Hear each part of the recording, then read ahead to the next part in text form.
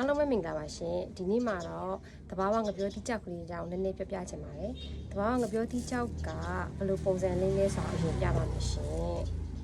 ဒီလိုလေးပါဒီငပြောတိလေးကကြတော့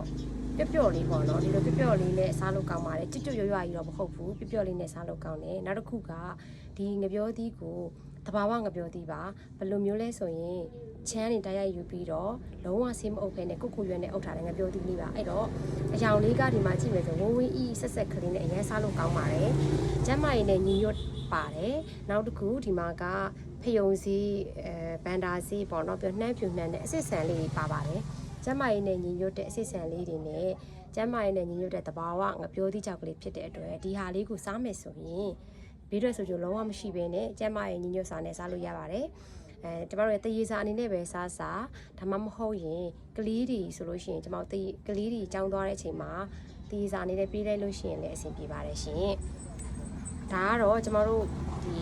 ကိုဝါတောက်ကိုပဲအချောက်ကန်ဆက်နဲ့လုပ်ထားတဲ့ငပြောတိကြောက်ကလေးတဘာဝငပြောတိကြောက်ကလေးဖြစ်ပါတယ်ရှင်စားကြည့်ဖို့တိုက်တွန်းချင်ပါတယ်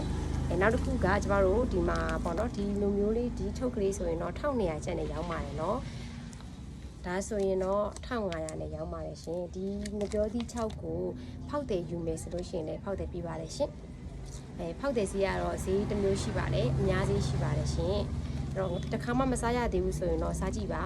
ဒီငပြောတိ6ကိုစားဖို့အတွက်ဘန်ကောက်ကိုသွားစရာမလိုပါဘူးဘာကြောင့်လဲဆိုရင်ကျမတို့ကထိုင်းမှာဆိုလို့ရှိရင်ဒီငပြောတိ6ကအရန်နာမည်ကြီးတဲ့ငပြောတိ6ကလေးဖြစ်ပါတယ်ရှင်အဲကြောင့်ငပြောတိ6ကလေးကိုထိုင်းမှာနာမည်ကြီးတဲ့ငပြောတိ6ကိုထိုင်းကိုသွားစရာမလိုပဲနဲ့